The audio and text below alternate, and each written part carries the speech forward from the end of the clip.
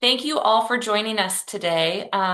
We are happy to have you for our final seminar of the 2025-2026 academic calendar year. Next slide, please. Before we get started, I'll just go over a few additional housekeeping items. The seminar is being recorded and will potentially be posted. We're hoping to post it in the near future. All participants are muted. But if you have a question, please use the chat function and we will have a question and answer period or discussion at the end of the session. And then as you heard, Spanish interpretation is available and you can choose either Spanish or English below from the world-like icon if you're on a computer. And just let our team members know in the chat if you're having any trouble with that. Next slide. For those of you who are joining for the first time, welcome. The Western Center for Agricultural Health and Safety is one of 12 federally funded ag safety centers in the US, and our focus is on improving the health and safety of agricultural workers. And we do this through research, trainings, and outreach. And so this seminar is an example of us trying to bring really important research findings and community engaged approaches to all of you. Next slide. I'm really excited to share a website that we've recently created. It's called Campo Seguro, and it is a farm worker first and mobile first website. It's available in 6 languages, and there's currently content on California specific labor laws. We're going to be having more content on things like heat illness, valley fever, and other really important ag safety topics in the near future. So scan the QR code and check it out and let us know what you think. Next slide. Okay, so I am really excited to introduce Jason Glaser of the La Isla Network. He's going to talk about really innovative and important work that he's doing around the world to help reduce the incidence and negative health outcomes of heat exposure. And so I'm going to just turn it right over to you, Jason. Well, it's really great to be here. I mean, I guess I started working with the center off and on when Mark was there and we were all still younger. And, one of your colleagues, Sally Moyse, actually, put it on the map that it wasn't so much the heat, but what people are doing in the heat when it came to the chronic kidney disease story. And she really was the first person to say that out loud and put it into print. And I'm just a huge fan of Sally and really the whole center. I think what you guys do is amazing. I think we all just get too busy, but I hope this is a beginning of a reconnection. I'm also very far from California. That's the Catskill Mountains behind you in the Hudson Valley. Big Ag Valley, actually. Nothing like San Joaquin or anything, but we have a lot up here. And yeah, I'll get started, but I just wanted to take a minute to express my thanks and also to the interpreters.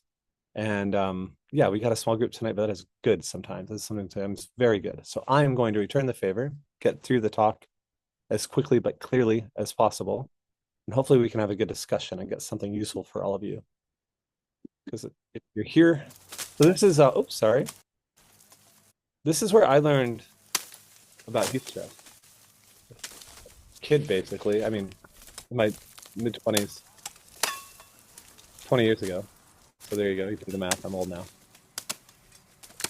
And I learned about heat stress and these young guys dying in the sugarcane field, both from acute heat stroke and from longer term kidney disease, repeated and also acute damage. But it's a very important population to work with because you can see these guys probably don't have metabolic syndrome. They're not saddled with diabetes or hypertension. They're in really enviable shape besides the kidney failure, really, and help us understand what he can do to the body in a really extreme environment. The longer term outcomes, are both social and on the body, right? So you see young guys, that guy's 35, you know, and he's not looking too good. He passed very shortly after this. And you can see the treatment was really, really insufficient. And that's Baxter not doing a great job there with home peritoneal dialysis. And most people would really wait and put off treatment of any kind because they would often die of peritoneal fungal infections. So the infection would often kill them before kidney failure did. And, they would often not realize they were sick because they were otherwise so strong and healthy until they had an event in the fields and got their creatinine checked. That's a marker in the serum. And their serum creatinine, they could see that their kidney function was declining. And I think the social impacts, and this is probably underreported because there's a big stigma of having your kids work in the fields. So even with the great relationship we had in the community of La Isla, that's where we take our name. It was called La Isla de Viudas, or the Isle of Widows, because so many men were gone from the disease. So yeah, dad dies and kid goes replaces dad and gets sick quite young because the kid's starting to get exposure at 11 or 12. If you want to see a really great personal story of that at EPICO, which is the Epidemiology and Occupational Health Conference this year, or last year in Utrecht, I did a talk and I really just translated for my friend William Martinez. I knew his whole family. I buried his uncle, who was a really close friend of mine, and why I stayed down in Nicaragua. And he was just a kid when I met him. And then he became a supervisor after being a field worker, replacing his father in the field at the sugar mill, then became an occupational health chief. And then I scalped him from the sugar mill when they finally opened their doors to get some work done because he was so good. And he still works with us. And it's an amazing presentation. You can go on the website, just Google William Martinez, EPICO, EPICOH, um, and LIN, La Isla Network, and you see a hell of a talk. I mean, I had to keep it together and just do the translation and not cry because it's the story you're seeing in front of you in one picture. But then his ability to actually have an impact. So for some reason, a bunch of people thought I should be the chair of the subcommittee on occupational health and history. I think they're just looking for somebody to chair the committee for ICO, but I've done some history work and I'm a big believer that this is nothing new.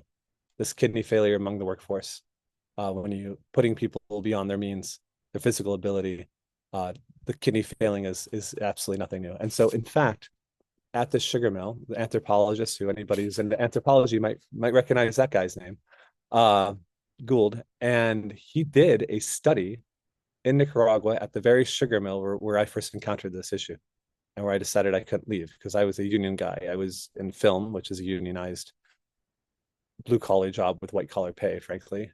That's kind of the film industry 101. And then I just couldn't understand why people that were just trying to earn a living were dying like this.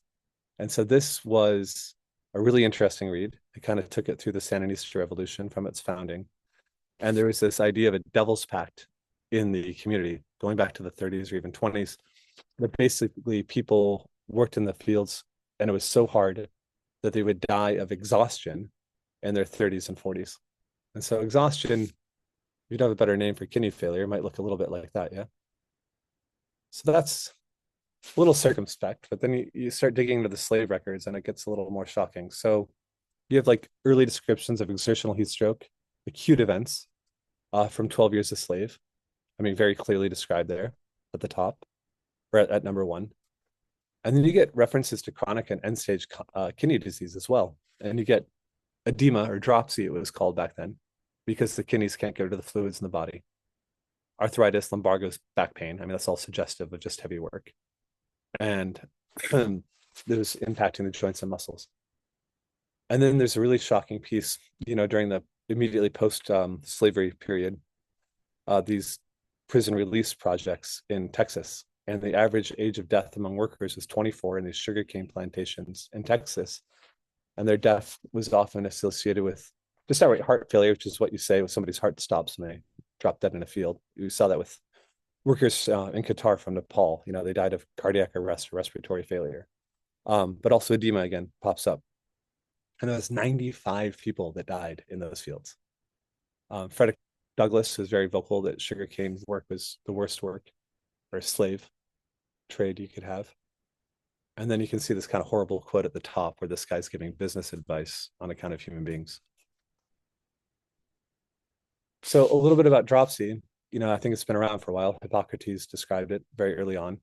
Medieval physicians would treat the form that's more related to the heart not being able to do its job with a foxglove because it's a digitalis. And prayers, I guess, are always helpful. And then Buchanan noticed in 1785 that it followed violent exercise and heat among iron workers. So as the Industrial Revolution really took off in England, these guys and Paris, these guys would do just massive blast furnace work. And there were like occupational health as usual is far beyond the industrial leap.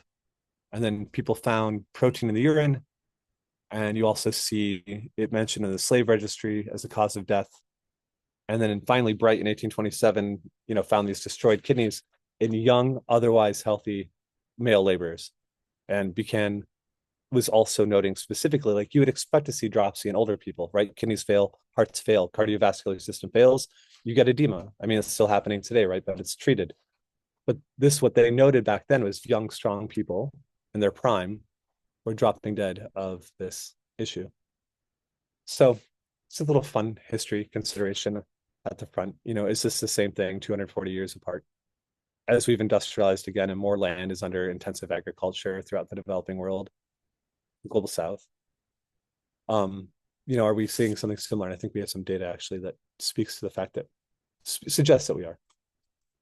And then I got a leak. So remember, I was down there looking into this issue as a young filmmaker, and a friend of mine was a journalist who kind of did the first stories on this issue. And the sugar mill sent him two things. They sent him this final report from the doctor, who is also publishing this for his, I think, his master's work at Unan Leon in Nicaragua.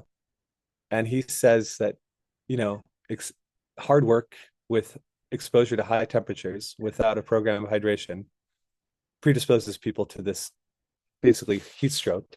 And these are important factors to the genesis of CKD. And then, people being in the tough positions they're in from the job, right? So kind of thinking of the ergonomics of the job. People take a lot of anti-inflammatories, and those can contribute to kidney disease.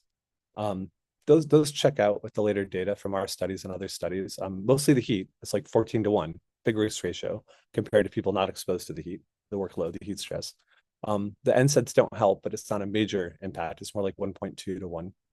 Not nothing, but not like that workload difference is really wild. You don't see a lot of 12-1s in epidemiology in our old age, do we? So the use of these antibiotics, we saw nothing there, but it was interesting.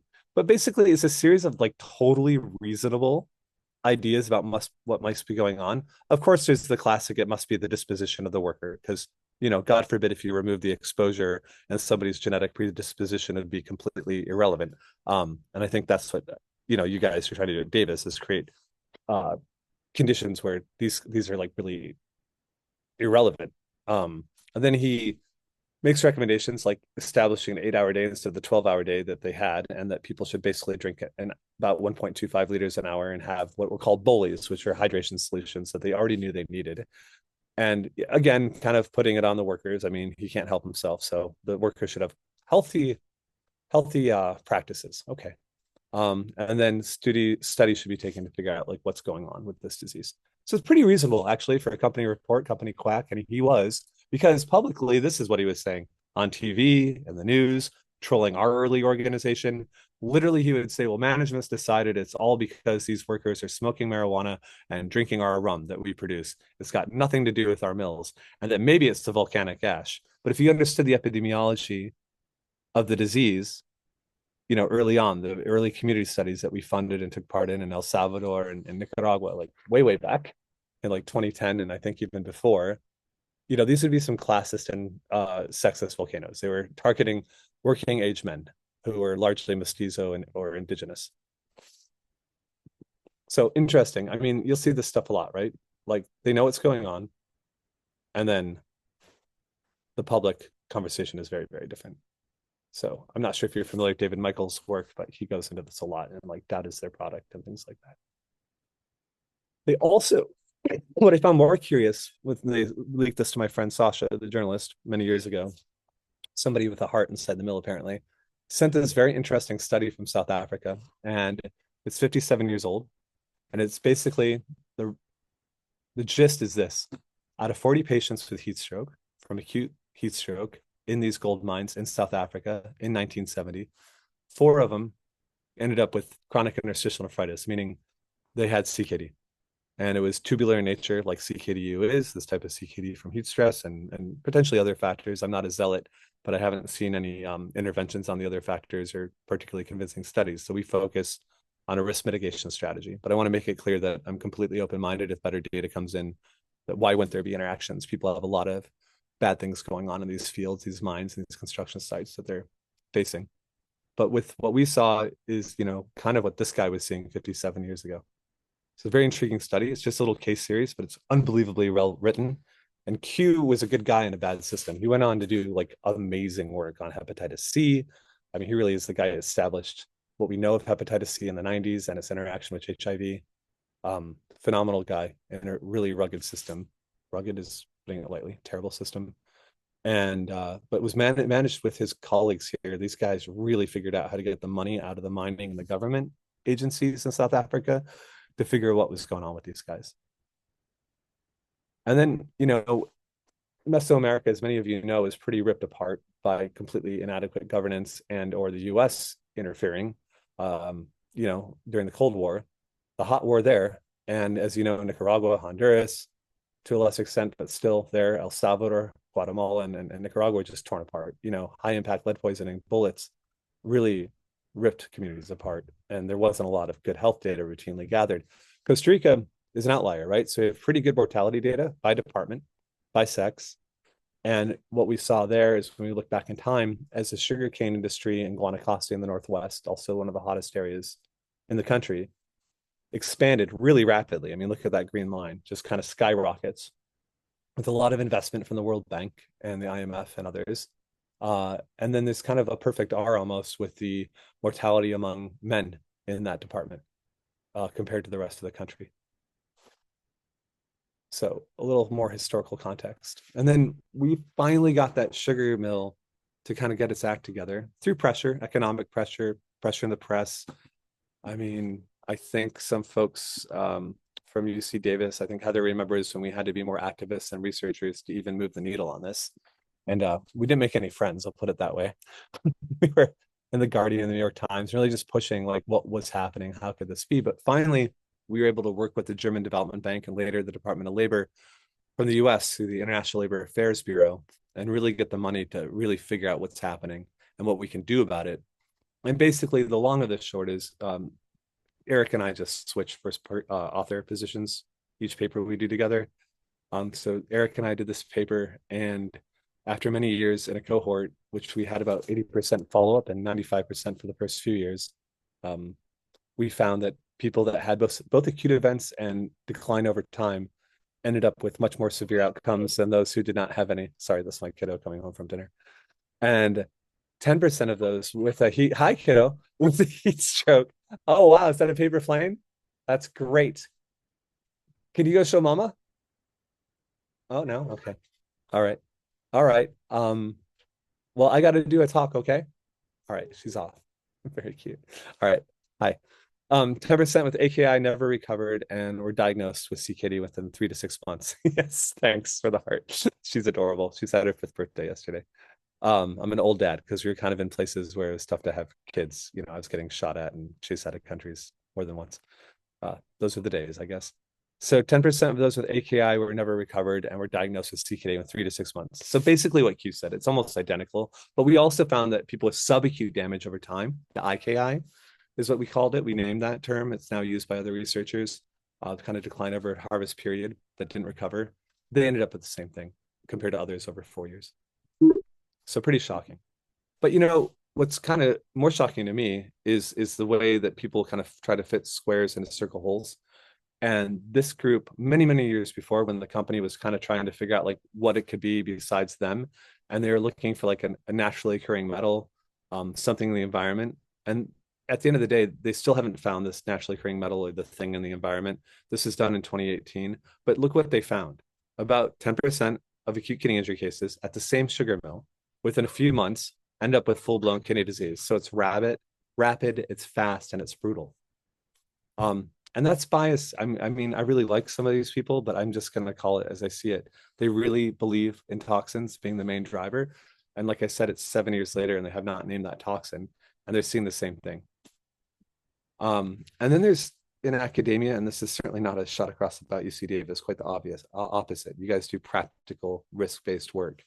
But there's this kind of thing that if I wrote a regression model on like when people say we know nothing about CKDU, it tends to follow about a 4 to 5 year funding route. And this same group who wrote this when they were looking for funding in 2019, of which I was originally a part of, what Alana or Ada, sweetie, I'm doing a talk.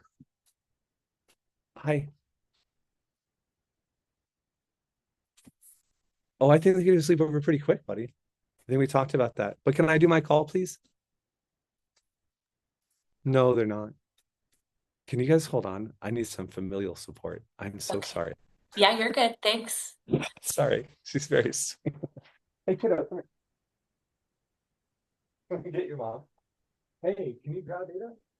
And thank you all for joining us today. I'm really interested in the kinds of questions that we can direct to Jason at the end, specifically thinking about the California heat regulations and policies that are in place. I know that many of us are in California, but for those who are outside of California, I welcome that perspective as well.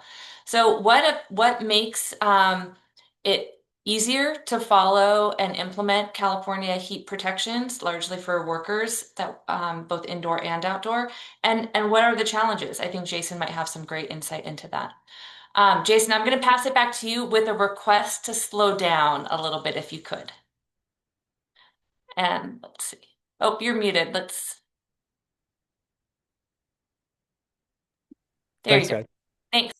Yeah, so we see this kind of perennial, like it's always a mystery. There's a lot of money in mysteries.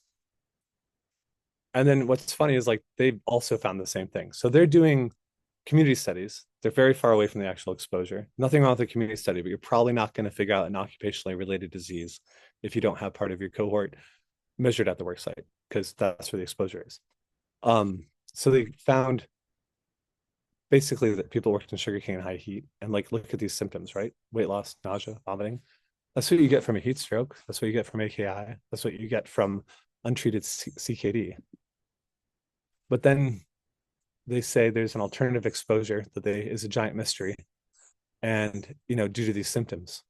So I know I'm being tough, but I find this stuff kind of tiresome because there's like a counterfactual. You can't prove it.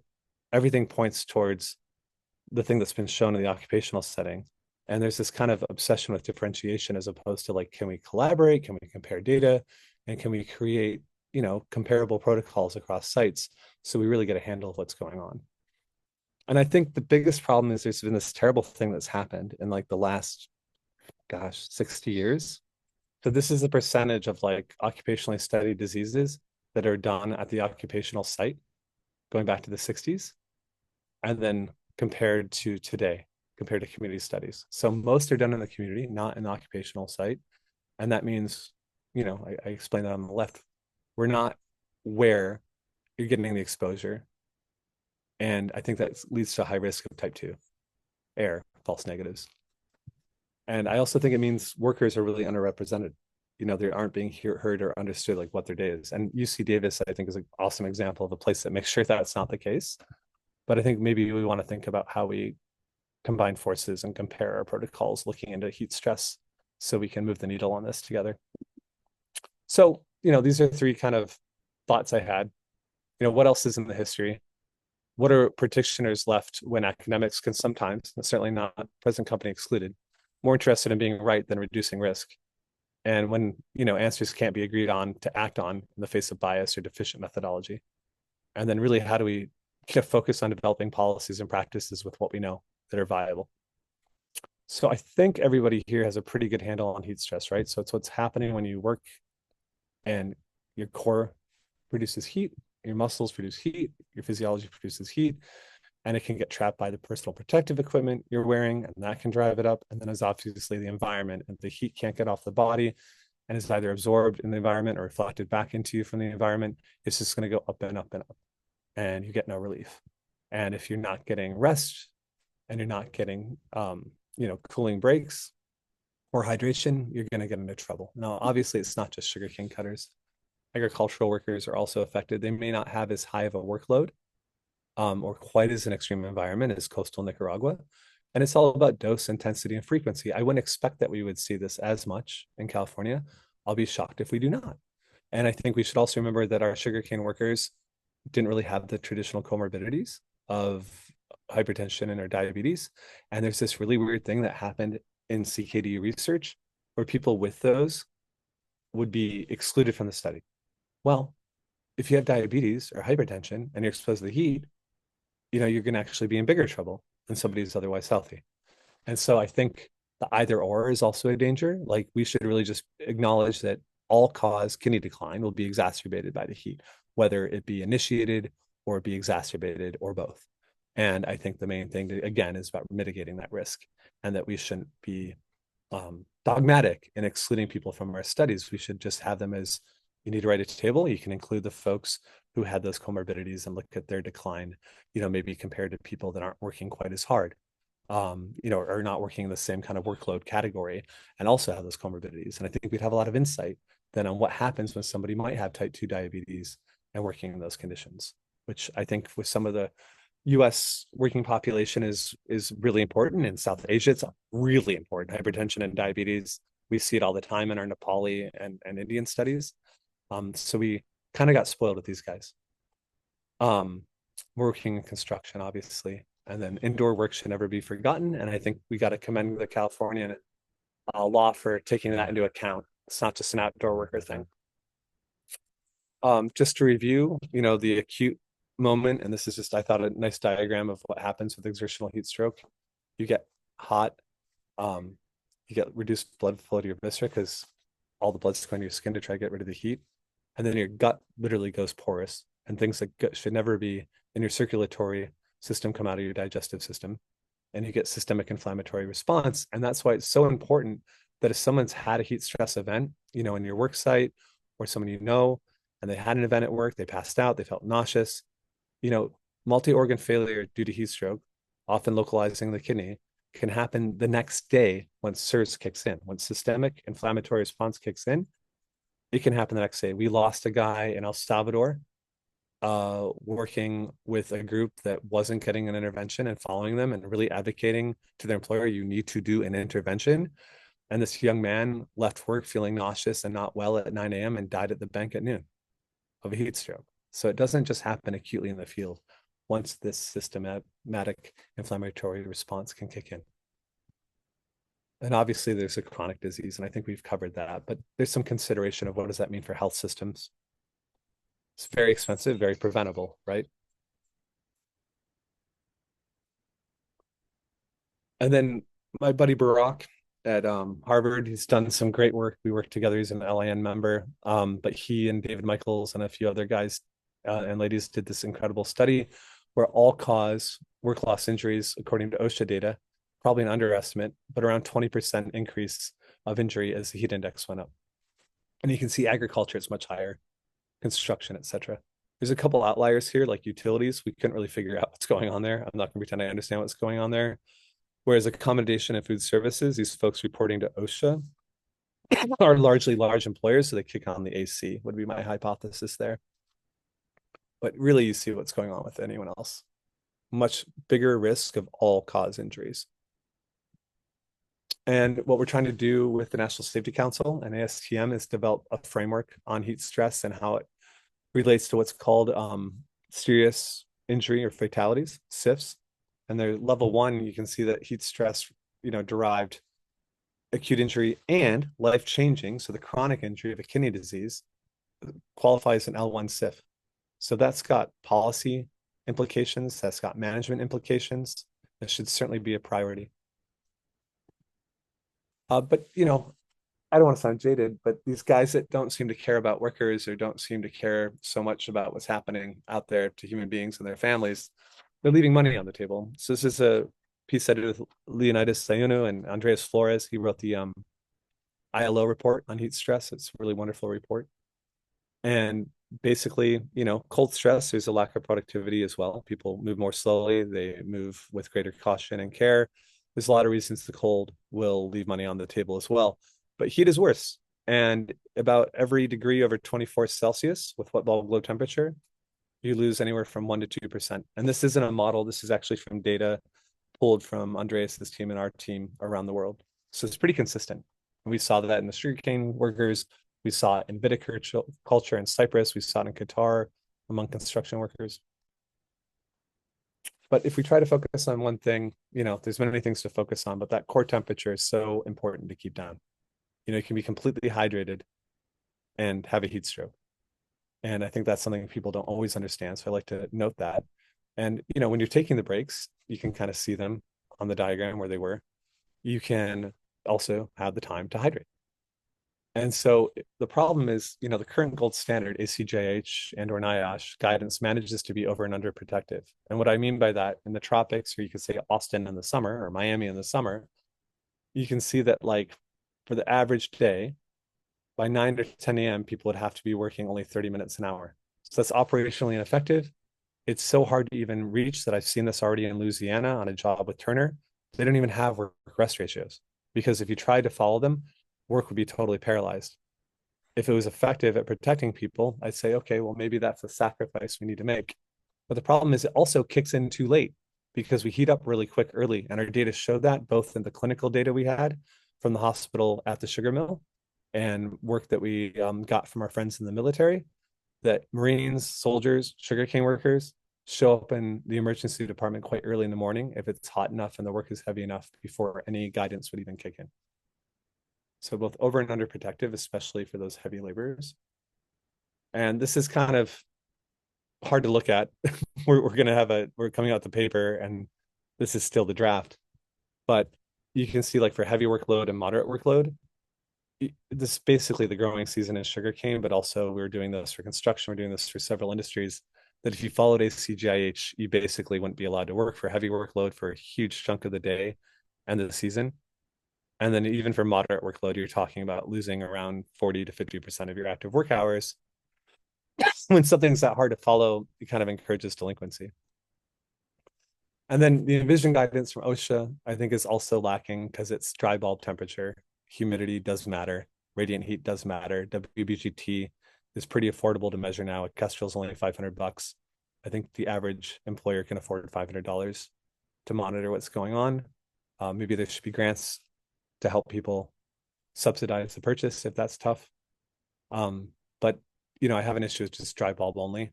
In California, it's not that different. It's a dry bulb, and then it kicks into a more severe system once it becomes, I think, around 95 in both settings.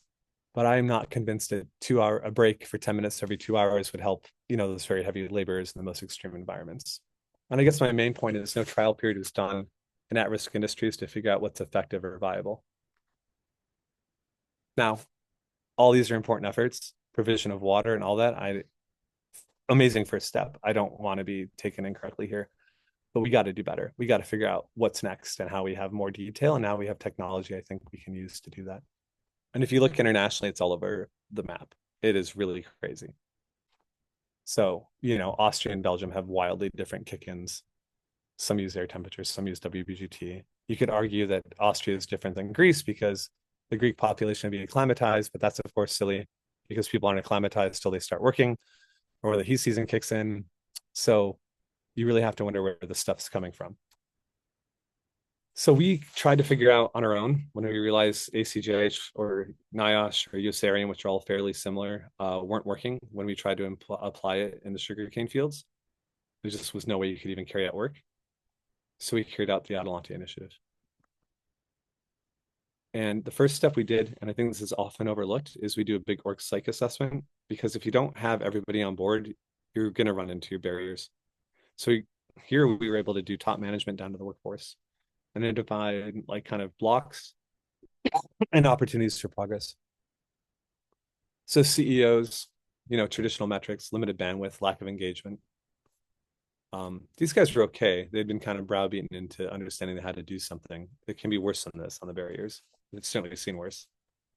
Like literally do not care or think Mayan workers are disposable, horrible stuff, that's been said to me by drunk people at conferences from Guatemala.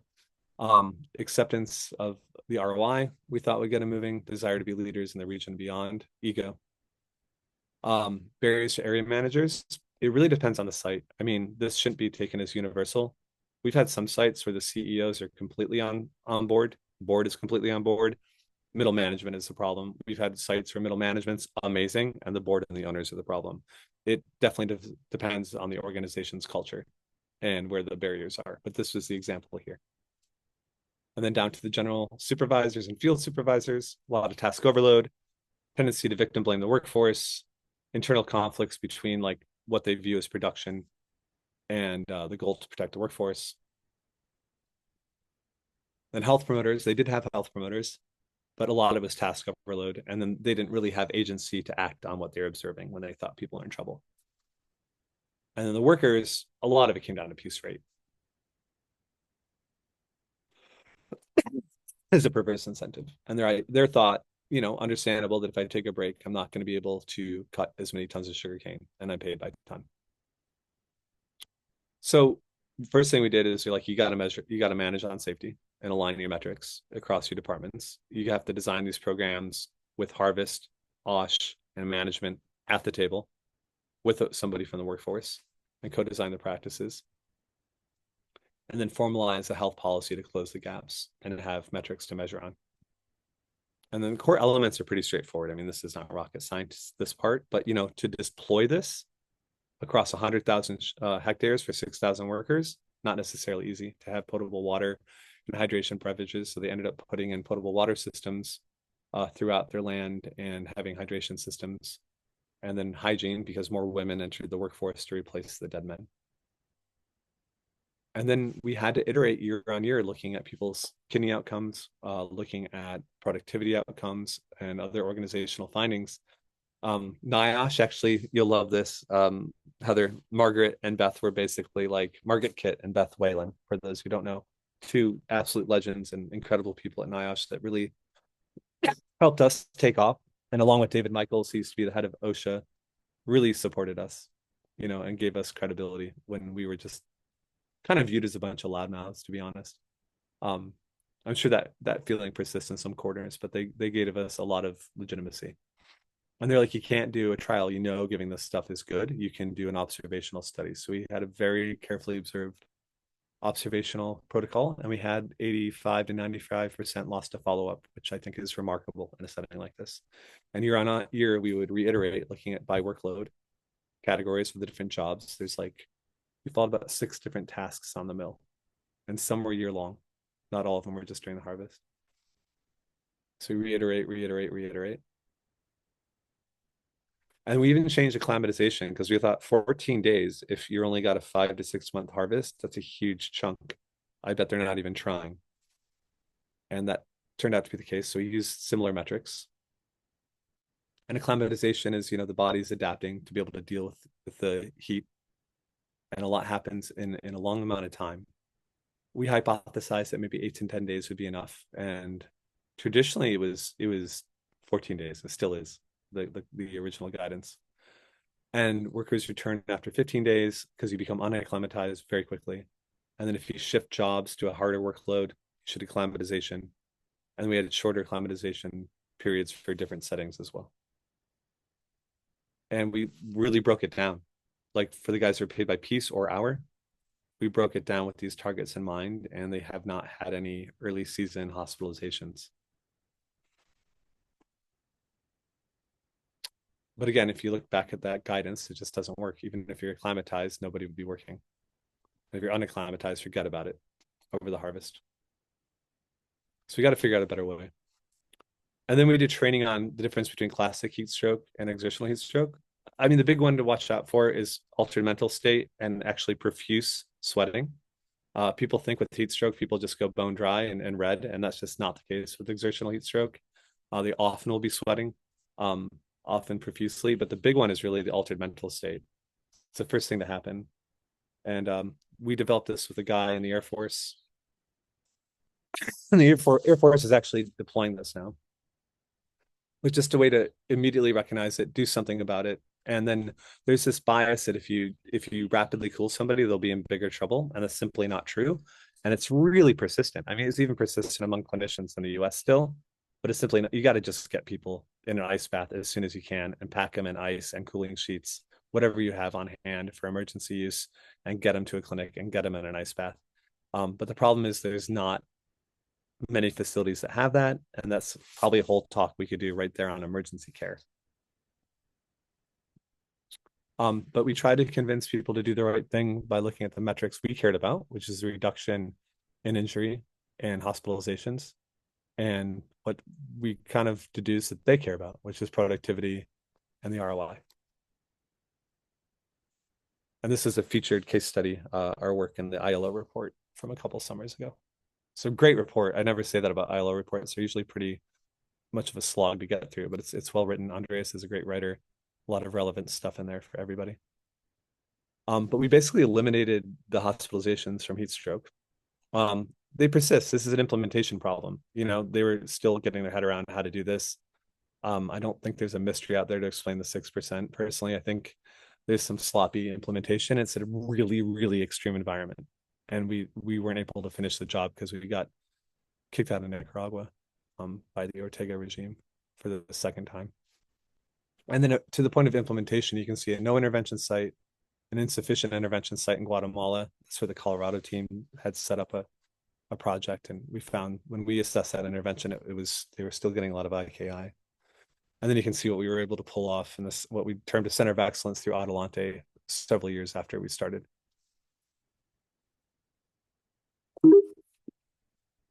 And this is the interesting one for a lot of people. I mean, I think it's important, but it's certainly not why what I'd measure against. But you can see the tons cut per day and then the active hours worked.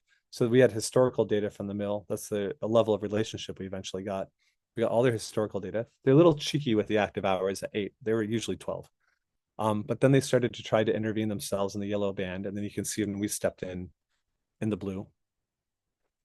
You're seeing they're cutting about the same as they were in the really bad old days and like almost less than half the time. And that's because productivity per hour went up. People were more mentally focused, they're more capable. If you think of it like circuit training or like high impact training, it's not a surprise, right? Most physiologists are unsurprised by this that I talk to. They look at this and go, yeah, of course. And a lot of folks that aren't, familiar with like sports or high intensity training are kind of mystified, but it's basically the mind and the body are able to have micro recoveries and get through the day. And we get them out of that field before they get completely torn up. They have a 6-hour workday. So 4.7 active hours. They made this is a low regulatory environment with a pretty good ROI.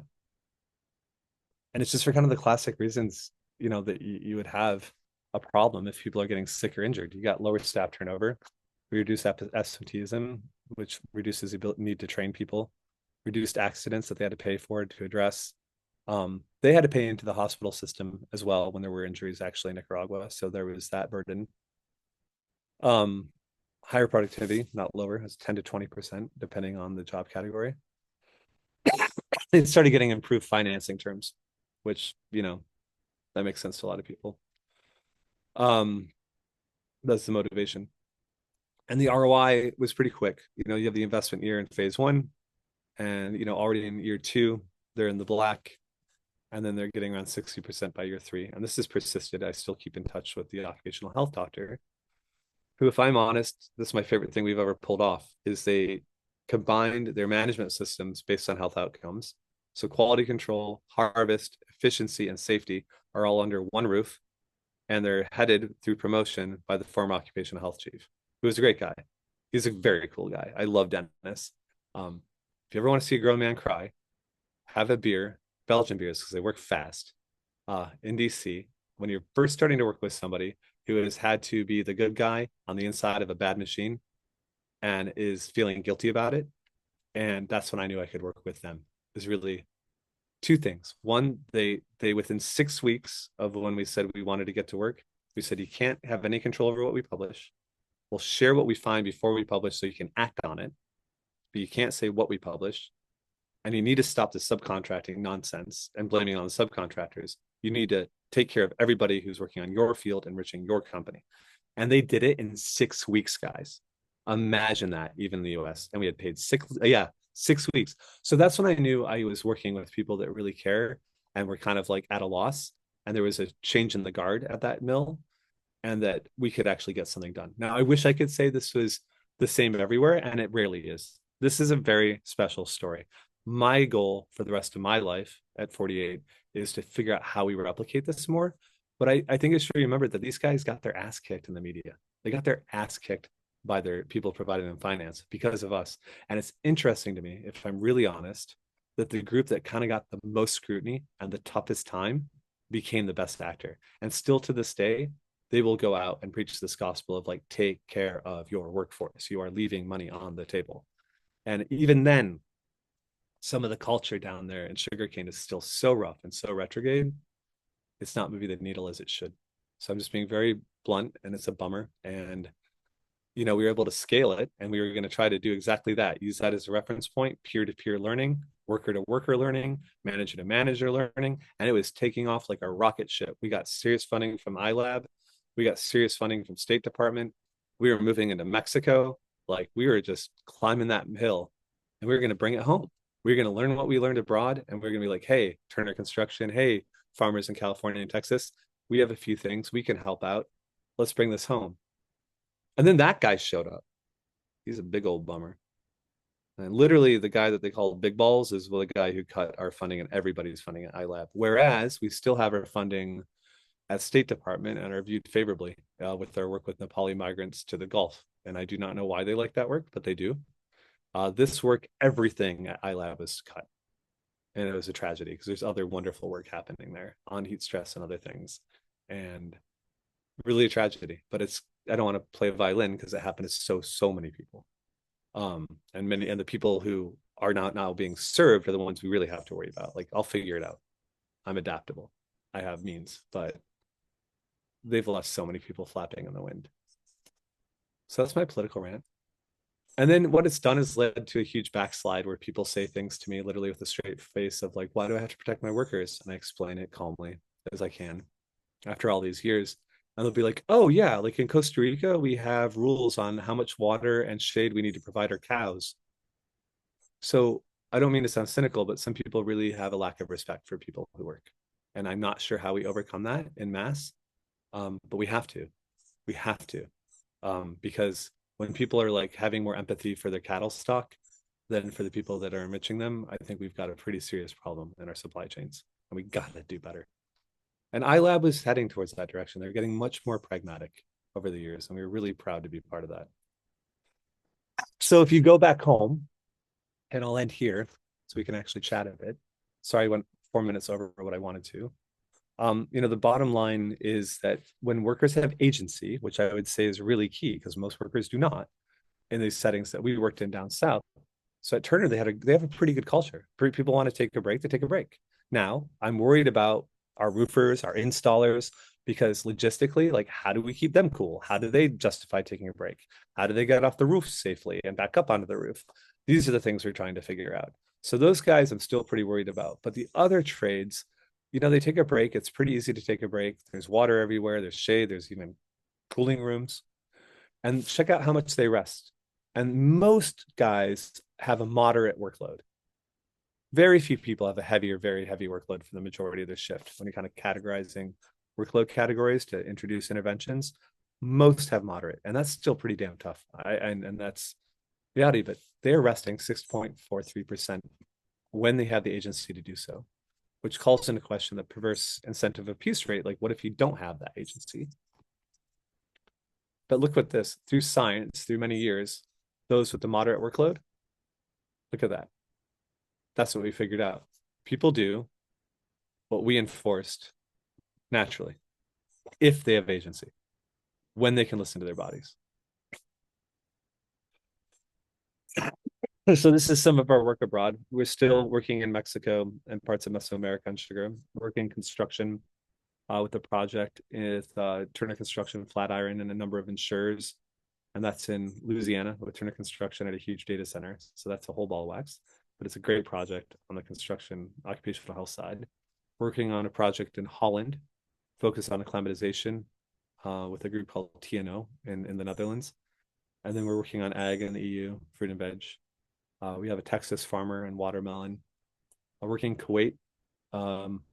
If this war stops, the Kuwaiti government is putting up money so we can actually get to work there. And they are being very clear that once things calm down, they're ready to go, and they actually want to double the investment to focus on their state-owned operations, which is kind of amazing. And I wish Qatar would have done the same thing with the World Cup, but they did not. Bolivia in mining. And then we've had, experience in like Jamaica and the Philippines and a lot of other India and other places. So success for me is we kind of move beyond the CKDU debate and we just focus on risk mitigation. I'm kind of done fighting those trenches of academia. It's not very interesting to me.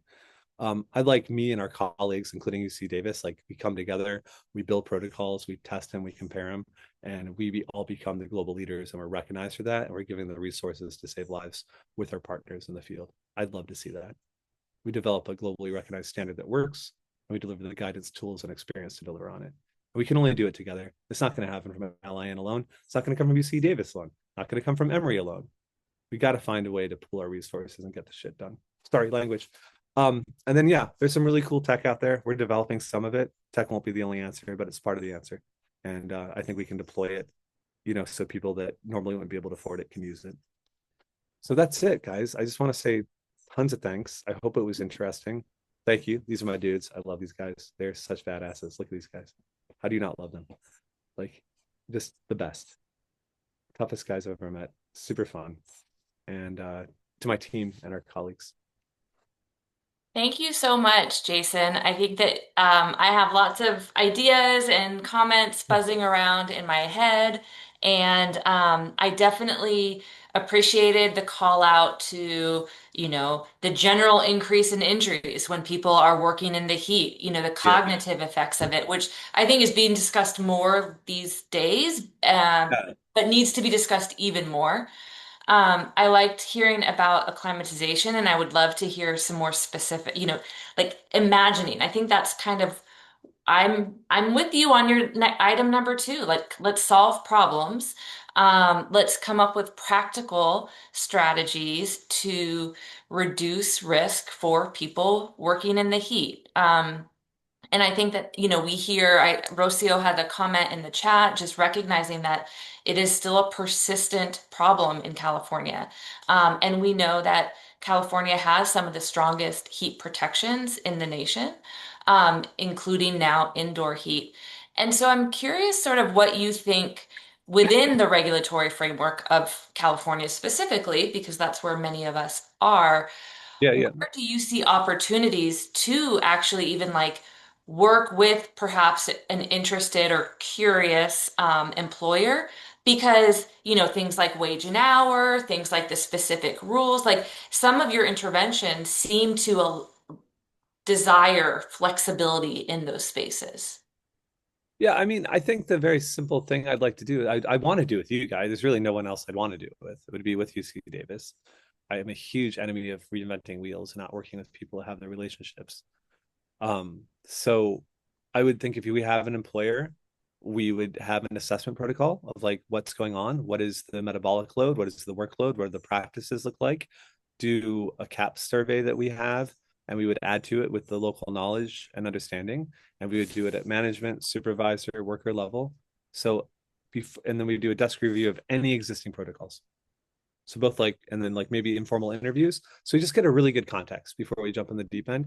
And my guess is you guys have a ton of this. So I don't want to reinvent the wheel, but if we could do it like together and like refine protocols so we can compare them at other sites, that's the dream, right?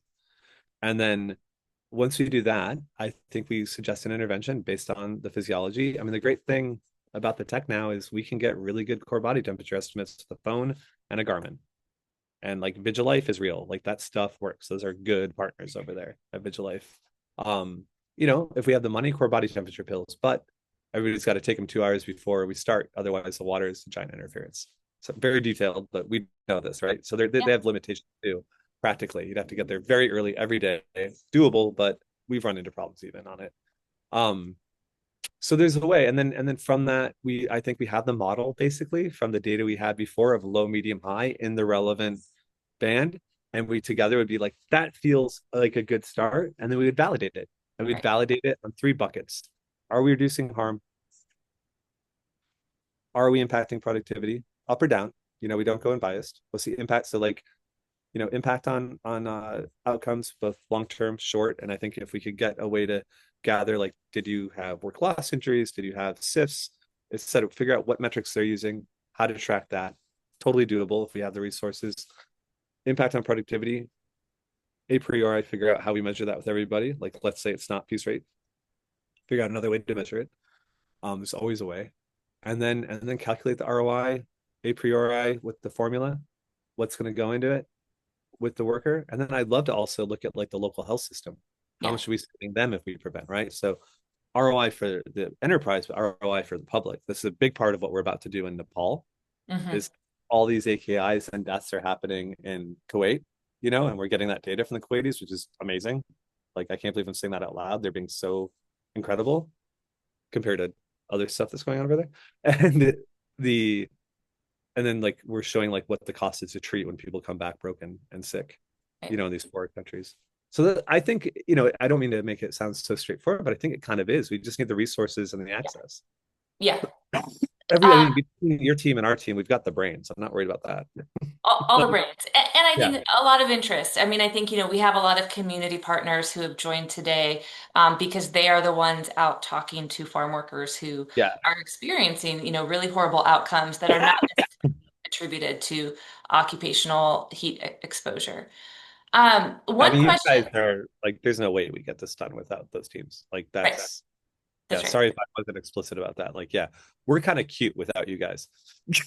Like, that's just a No, fact. it is a matter of, I think that that's something that our center is really committed to. And I feel like we've Yeah. built in this like community engaged work on outreach as well as research.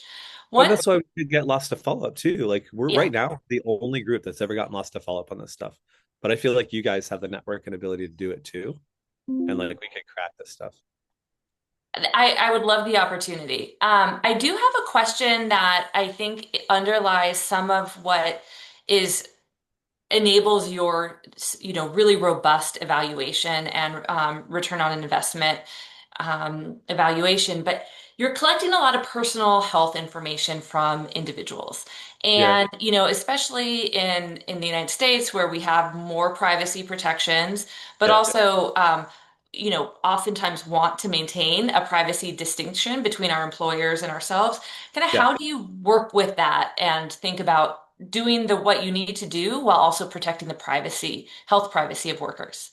Well, I mean, because we worked with NIOSH early on, like more informally and formally, but like Howard and all and Beth and they were so great. So we really made sure everything cut with their was HIPAA compliant. And we also work with Swedish and Indiana, so Swedish universities. So we kind of like what are the gold standards in ethics, Yeah, right? Swedes are pretty darn good on occupational health, right? And they're very careful about data protection. So my operational team like follows exactly what's there, and like it's all about coding. It's about integrity. It's about being very clear that there aren't mistakes. But like as far as protecting like individuals from their employer knowing too much, like that's pretty straightforward if you're disciplined. But you really got to convince people of that, and that's where the engagement comes in. And I think I don't have a quick answer other than, what the IRB demands, we do. And then we try to think what can we do beyond that. And we try to make sure we have data integrity and security because we'd like to assume everybody is a great player, but they're not right. always. Yeah. But no, that's super important. And I think even more critical now. I mean, Yeah. that's a whole other ball of wax. But yeah, Yeah. super critical right now. I have another, I mean, I know we're at time, so I know folks might need to start leaving, but I want to raise this question about piece rate. Yeah. And specifically because something that stood out in one of your graphs, you showed, productivity kept going up, but hours worked went down. Yeah. Um, and so it seems like on one hand, we know piece rate is a contributing factor to heat illness and all, is very negative in those cases. But then on the other hand, in order to get worker buy-in, like they don't want to only be paid for 6 hours. They want to be paid for like the totality of their work. So it seems like you actually then are maybe advocating for more of a piece rate payment structure.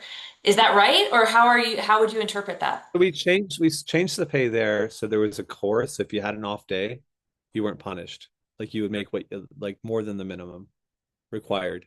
And that was jointly agreed to with the workforce and the employer, and they're quite unique in doing that. And then piece rate was on top of that. I think that's kind of the sweet spot for a lot of these jobs because of all of that. Now, there's a question within your question, I think, and you're already thinking it, I'm sure.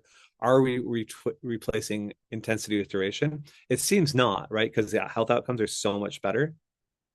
And if we are just being more intense for a short amount of time, I would expect we'd see as many acute events almost and as many chronic events. We do not. Like the reduction is quite significant.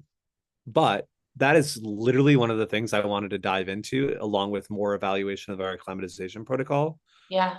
before Doge. Like if I could tell you one thing I wanted to crack is like, have we hit that sweet spot yet? Because we still had like 94, not 100%, 80, not 100%. I think it was mostly implementation.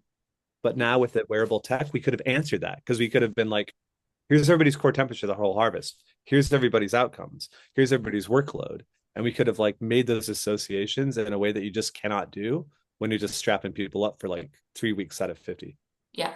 I mean, I right? think what I would be really interested in, and it's probably in your data and just not on one of these slides, but we talked about return on investment for the company, the Yeah. employer. We talked about health outcomes for the worker, but Yeah. we know one of the reasons why piece rate is so effective is because workers are motivated by pay. And Yeah. so, what would the lines look like if you added worker pay on top of that? I think that's just an important piece for knowing how to implement well. I agree. And I like I said, if there was one thing I really wanted to do, like like last year before the dojing, was is exactly that. Because Yeah. I wanted to answer that. Like, have we hit the sweet spot? Are we in a blind spot? Like how do like I'm never comfortable, right? Like it's always a process. Like it could always be better.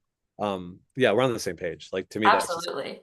glaring. Well, and I see somebody who is attending who I spent most of or all day last Wednesday with that is working on, thinking about how to help individuals in California know what their heat risk is and how it changes from day to day and so forth. And so, how does your program factor in sort of the forecasting of heat and like the variability of heat from week to week? Do you just have like a daily check-in about what the schedule is going to look like? So we're moving on that. So you get kind of spoiled in the tropics because it's unbelievably consistent. But we did Sure. start seeing heat waves over the last 10 years that didn't weren't there. So it wasn't as consistent. So you get a little spoiled there. It's like kind of a very consistent temperature for a very long time. So you can have like a seasonal work rest ratio. Now in the more temperate climes, we all know that just simply isn't the case. And you got to have the question of like acclimatization. Chicago's 100 for a week, let's say, or 98 Yep. happen in the Midwest, and then it'll be like pretty cold. People are going to lose their acclimatization. So one thing we are doing is we have a really good WBGT API, and I'll be frank, it's much, much better than AIJ's and much more accurate. It's like Sure. unbelievably accurate. It's validated with Andreas. We can look 7 to 10 days out, and we can allow for that planning 7 to 10 days out. But yeah, traditionally in the sugarcane sector, it was like that daily meeting, like reviewing with the health promoters, reviewing with the caporales, reviewing with the court cutters what needed to be done. But yeah, the ability with tech now, my issue with the tech is kind of my issue with the current guidance. The WBGT model is not really great. And like we have one that's better, but it's only really being used in Europe. Got it. So we have a lot of sensitization to do. And I want to find a way to make sure it's affordable for everybody. Like, an employer could probably afford running the API all the time, not to get too technical, but I would worry about a worker running it to protect themselves or a small farmer in India, it's Yep. just like their own crop.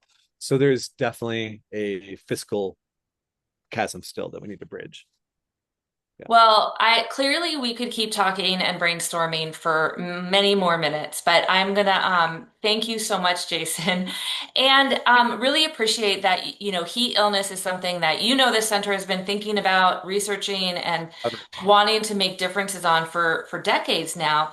Yeah. But I so appreciate how practical the guidance is that you're providing and that you have shown modifications to workday, rest periods, etc., have real impact on workers' health and livelihood. So thank you so much. We will stay in touch and good luck to getting more funding to keep the amazing work going.